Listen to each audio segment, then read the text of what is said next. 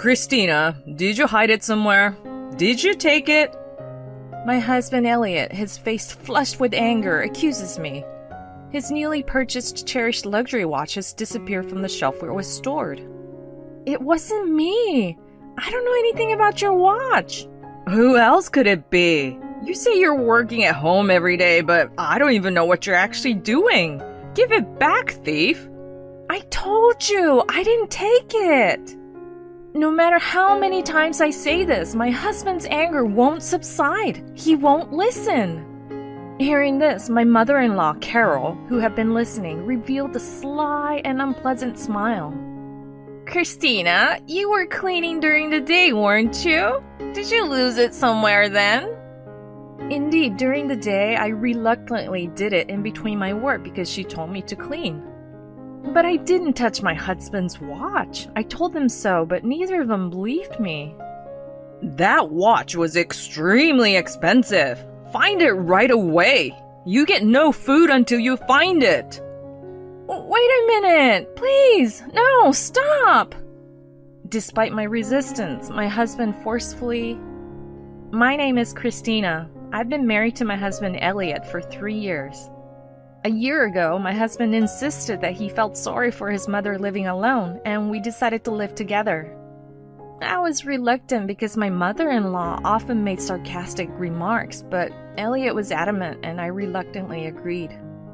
With the move-in, we bought a house with a mortgage in his name. I worked from home, and the larger house made it easier for me to do my job. However, my husband, who goes to work every day, doesn't understand that working at home is still work. He thinks I'm just playing on the internet and doesn't take my job seriously. Even when I explain my job, he doesn't get it because it's different from his. He swings around this strange idea that real work is sweating and working outside. You were playing on the internet again today, weren't you? You're a lazy type who can't work. I, on the other hand, was busy all day today. I have a lot to do because everyone relies on me. He often says things like that. For being busy and having a lot to do, your salary is kind of low. My husband earns a low wage, but he's a show-off. Before we moved in together, he was forced to send money to his mother every month. He would pay the full amount for drinks at gatherings, saying I'll pay, and he also has a habit of wasting money on expensive bags, shoes, and recently, a luxury watch that cost over $10,000. I've told him many times to stop and to consider our finances, but he ignores me. So when we run out of money for living expenses or loans, I pay them. Carol, who doesn't know anything about these things, takes my husband's words at face value and misunderstands that I'm just playing on the internet. Christina, if you have time to play, clean this place. Carol, I'm working now. Yeah, but even if you say you're working, you're not working outside like Elliot, so you're not earning much, right? Come on, hurry up and clean. Or, Christina, I'm meeting my friends now, so get the car ready. Chop chop. What are you gonna do if I'm late because of you? She makes me do housework or drives her around even when I'm working, which is a problem. Hey, Elliot, your mother has this weird idea that work has to be done outside. She doesn't seem to understand the concept of working from home. I can't work like this, you know. I complained to my husband, but he only said, You should just do it for my mother. Christina, you're so petty. And the discussion didn't go anywhere after this. Then one day, my husband came home from work and stormed over to me with a red face. Christina, where did you put my luxury watch? Did you hide it somewhere? Did you take it? He was furiously angry at me, his face red. His newly purchased luxury watch had disappeared from the shelf where it had been kept. It was nowhere to be found. It wasn't me! I don't know anything about your watch! I never touch his things, so it couldn't be me. But my husband was convinced I had done it. Who else could it be? You say you're working at home every day, but I don't even know what you're actually doing. You rifled through my shelves and took it, didn't you? Give it back, thief. Like I said, I didn't take it. No matter how many times I said this, his temper wouldn't subside. He wouldn't listen. Carol, who had been listening to our conversation, showed a sly and unpleasant smile. Christina, you were cleaning during the day, weren't you? Did you lose it somewhere then? Indeed, during the day, I reluctantly cleaned in between my work because she told me to do so. But I didn't touch my husband's watch. I told them so, but they didn't believe me. That watch was extremely expensive. Find it right away. You get no food until you find it. Wait a minute! Please, stop! Open up! Please! No way. Start looking in this room first. And he locked me in the room. I searched the house thoroughly, but I couldn't find his watch. Elliot, I'm hungry. No, I told you, no food until you find it. I couldn't leave the house, so I couldn't go out to buy anything, and I was being watched, so I couldn't eat in secret. I ended up going 24 hours without food. The watch was never found, and my husband finally said, "It's your responsibility. Since you didn't find it, you have to compensate for it and pay for the watch." I couldn't afford to pay nearly $10,000 for a luxury watch when we were barely making ends meet. But no matter what I told him, Elliot insisted that I pay. I had no choice but to increase my workload. Between the heavy load of work, housework, and looking after Carol, I was worn out both mentally and physically. When I went back to my parents' place for a change of pace on my day off, my father, Samuel, immediately noticed my state. "Christina, what's wrong? You look pale." Dad, actually... I told my father about increasing my work recently, how living together was harder than I thought, how I was worried about getting along with my husband and mother-in-law, but I didn't want to worry him too much. My father listened to my story seriously. "It's hard for strangers to get along all of a sudden, but Christina, don't hesitate to rely on me if you're in trouble. You can even come back home if you want." "Thanks, Dad." My father comforted me gently. Just that made me feel relieved, and I felt better. He's always there to listen, gently supporting me without being too intrusive. I can't thank him enough. A few days later, I received a call from an unfamiliar number on my smartphone. Suspicious, I answered it to find out it was from a hospital. They told me that my father had been in an accident and was in a critical condition. When I told Elliot and Carol, they urged me to go to the hospital immediately, so I headed to the hospital where my father was taken. Apparently, my father was hit from behind by a car while he was walking. The car that hit him seemed to have driven off immediately, and the police were investigating. As my unconscious father lay there, I felt a desperate need to pray. But first, I needed to contact Elliot and Carol. I wouldn't be able to return home anytime soon. I made a call home from the hospital. My husband answered the phone with a brisk voice. "Elliot, I'm sorry. My father hasn't woken up yet, so I can't come home right away." "I understand. You should stay with him. But Christina, if anything happens to your father, the inheritance will go to you, right?"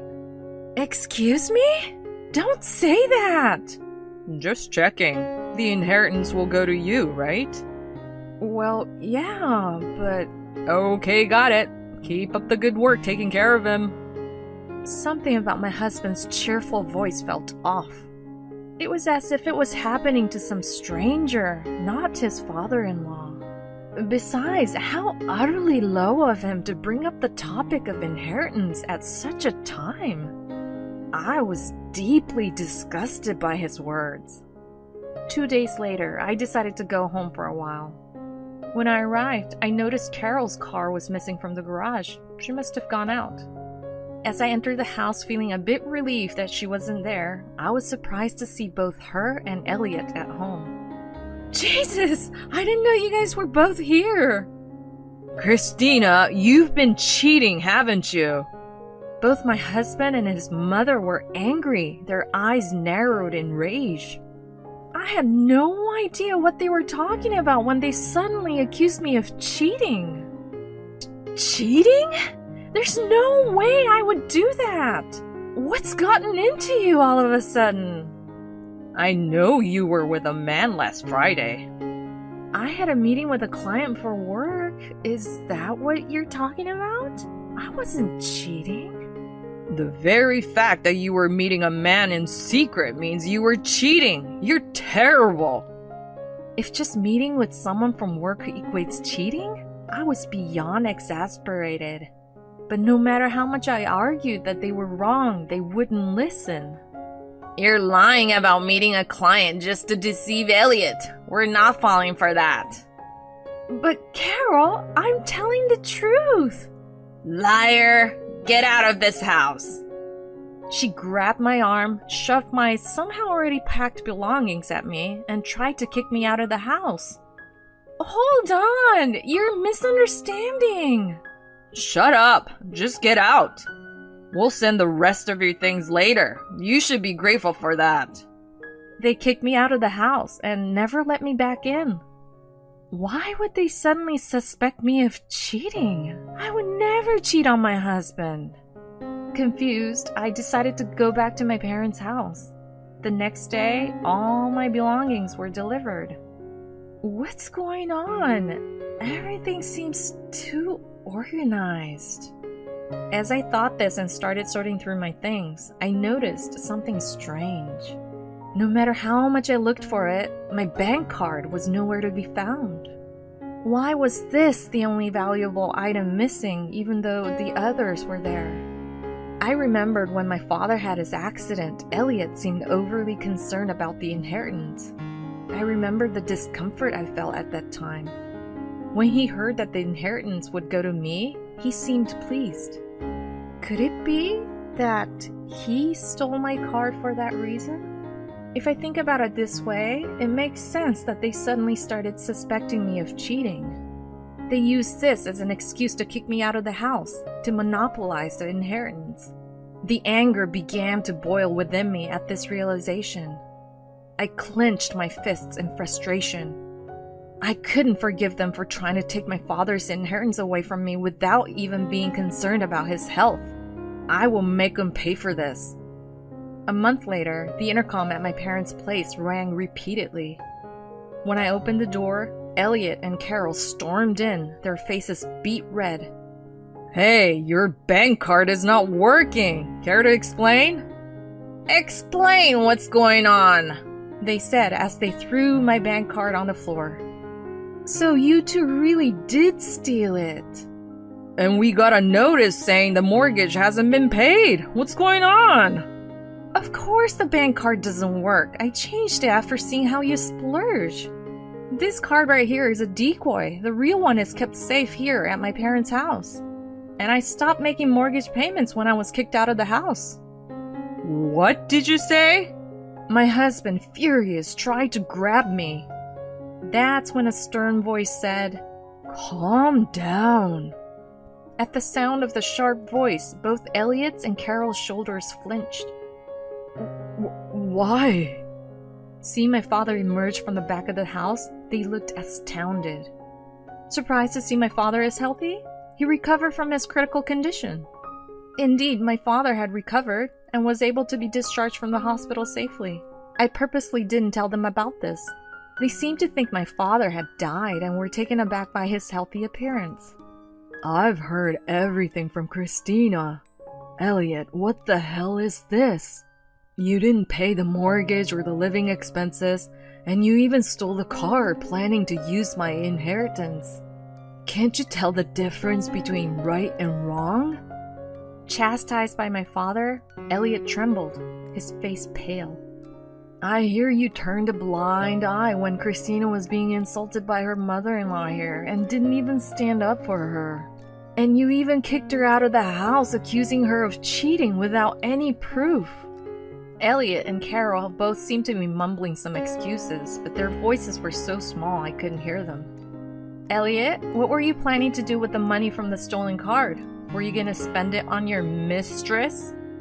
I presented the evidence of his affair, which I had gotten by hiring a detective. You suspected me of cheating, but turns out the one who was actually cheating was you! In the photos, my husband was pictured with his mistress, and she was visibly pregnant. After being kicked out of the house by my husband, I started to investigate why he was so desperate for the inheritance, and I found out he was having an affair. It seems that some of his extravagant spending was on his mistress. Your mistress is pregnant with your child. Who's the terrible one now? I guess you were planning to divorce me after you got the inheritance, weren't you? Fine, let's go ahead and divorce then. Of course I'll make sure to claim damages. When I mentioned the word divorce, both my husband and mother-in-law began to panic. Hold on, Christina! Elliot didn't mean any harm! Forgive him! Let's live together happily again! That's right. My mom was just being strict because she cared for you. Let's be a family of 3 again. They tried to close in on me, defending each other.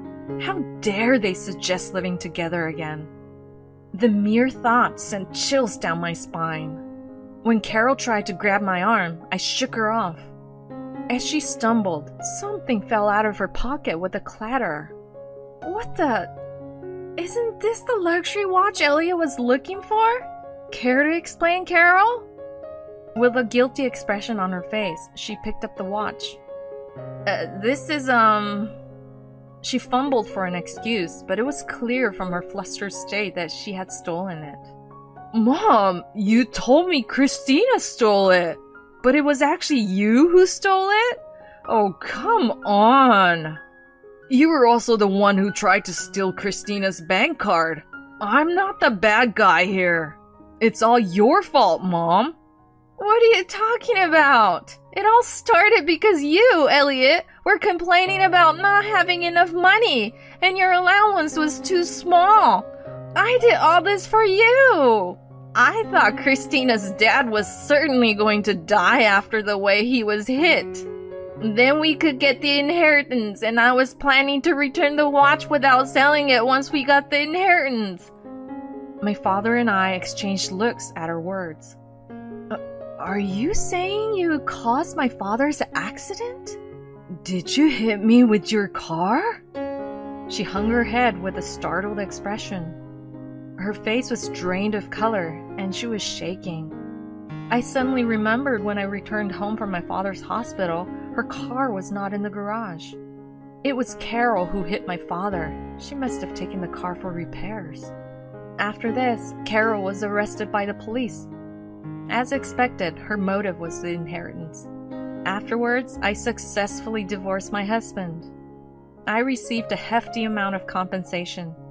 My ex-husband ran out of savings and couldn't pay the mortgage, so he had to give up the house.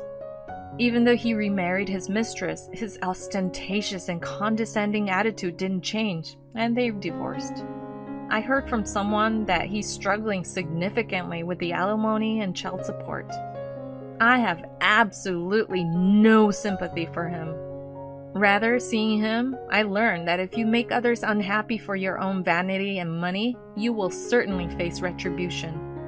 As for me, I met a wonderful person afterwards, and am now living happily ever after.